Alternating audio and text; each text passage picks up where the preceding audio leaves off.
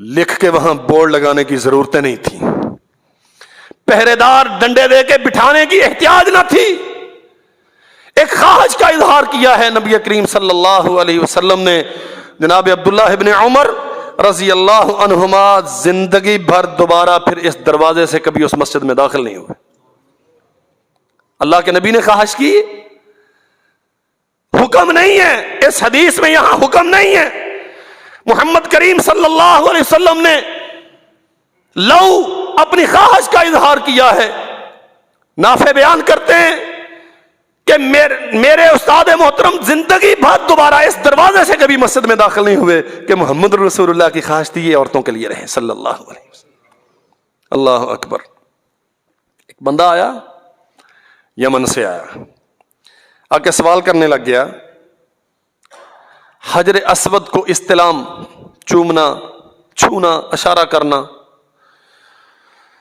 اللہ اکبر. عبداللہ بن عمر فرماتے ہیں رأیت رسول اللہ صلی اللہ علیہ وسلم یستعلمہ ویقبلہ، میں نے رسول اللہ صلی اللہ علیہ وسلم کو دیکھا، آپ نے اسے چھوا بھی ہے، استلام بھی کیا اور بوسہ بھی دیا.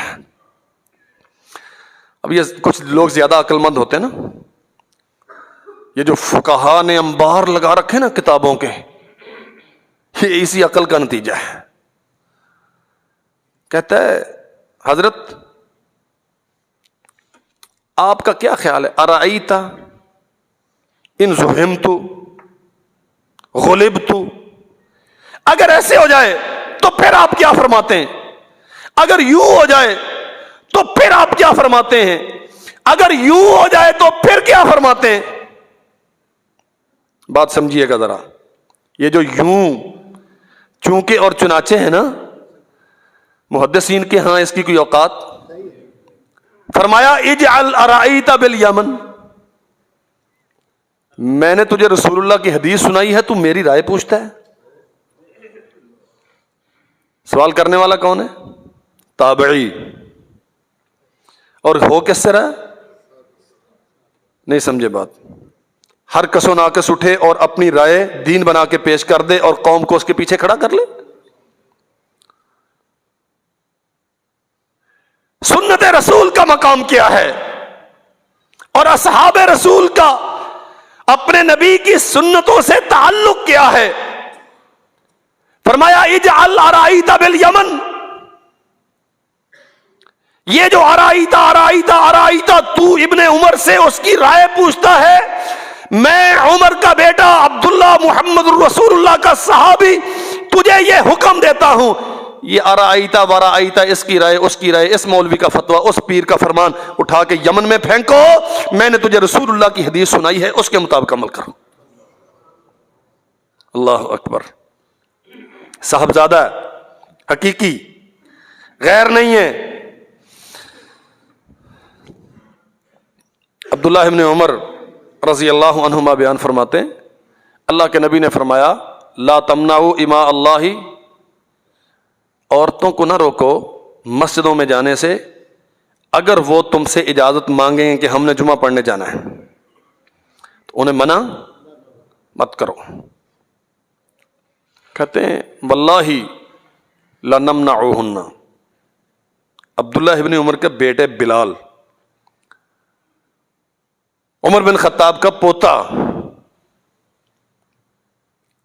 اگر رائے کسی کی معتبر ہوتی نا، دین میں اگر کسی کے اپنے فتوے کی کوئی اوقات اور حیثیت ہوتی تو اللہ کی قسم ابن عمر سے اچھا پھر مفتی کوئی اور نہ ہوتا. اور کبھی کسی حال میں حدیث رسول کی تعویل کی اگر کوئی گنجائش ہوتی نا تو عبداللہ ابن عمر یہ رویہ اختیار نہ کرتے بیٹے سے. کہنے لگے واللہ لنمنعہن، اللہ کی قسم میں تو یہ برداشت نہیں کرتا کہ میرے گھر کی عورتیں مسجدوں میں جائیں اور لوگ باتیں کریں کہ یہ خطاب کے گھر کی، عمر کے گھر کی عورتیں ہیں. قسم اٹھا کے کہا میں ضرور روکوں گا. راوی بیان کرتا ہے فَصَبَّهُ صَبًّا سَيِّئًا، اتنا ڈانٹا عبداللہ نے اپنے بیٹے کو کہ زندگی میں کبھی کسی کو اتنا نہیں ڈانٹا. کیوں؟ اخبرک عن رسول اللہ وتقول واللہ لنمنعہن، میں نے تجھے رسول اللہ کی بات پہنچائی ہے اور تو کہتا ہے کہ ہم روکیں گے. فسبہ سبا سیئا، اتنا ڈانٹا، اتنا برا بھلا کہا کہ زندگی میں کبھی کسی کو اتنا برا نہیں کہا. کس بات پہ؟ ایک حدیث رسول کے مقابلے میں اپنی رائے پیش کرنے پر. سارا ذخیرہ حدیث اٹھا کے رکھ دو اور سب کے مقابلے میں اپنی اپنی رائے کے انبار لگا دو. ایک حدیث رسول، اس کے مقابلے میں عبداللہ کا بیٹا اگر رائے پیش کرتا ہے تو اس قدر ڈانٹ کہ ان کی زندگی میں ایسی مثال اور موجود نہیں، اور حدیث رسول کی حیثیت ہی کوئی نہیں. اللہ ذوالجلال والاکرام کی کتاب کا کبھی مطالعہ کیا کہ نہیں؟ رسول اللہ کی سنت کو کبھی سمجھا کہ نہیں؟ مسجد کا دروازہ کبھی دیکھا کہ نہیں؟ زندگی بھر کبھی اولاد سے کوئی سوال ہی نہیں. اللہ اکبر کبیرہ. نافع بیان کرتے ہیں، ہم جا رہے تھے اور اللہ کی قسم جو لوگ حدیث رسول صلی اللہ علیہ وسلم کے ساتھ مخلص ہوتے ہیں نا، ان کا معیار زندگی پھر یہی ہوتا ہے. بیٹا کیا چاہتا ہے، باپ کیا چاہتا ہے، بھائی کیا چاہتا ہے، برادری کیا چاہتی ہے. اللہ. ایک شامی نے آ کے سوال کیا، حضرت آپ حج تمتع کے بارے میں کیا فرماتے ہیں؟ فرمایا کر لیا کرو، رسول اللہ صلی اللہ علیہ وسلم سے ثابت ہے. کہتے ہیں کہ آپ کے والد محترم تو روکتے ہیں اس سے. اچھا میرے باپ نے روکا ہے؟ شامی کہتا ہاں امیر المومنین نے روکا ہے. فرماتے اچھا امرا بھی نتبعو، کیا میرا باپ اس قابل ہے کہ اس کے فتوے کی رسول اللہ کی حدیث کے مقابلے میں پیروی کی جائے؟ امتیوں بات سمجھو ذرا.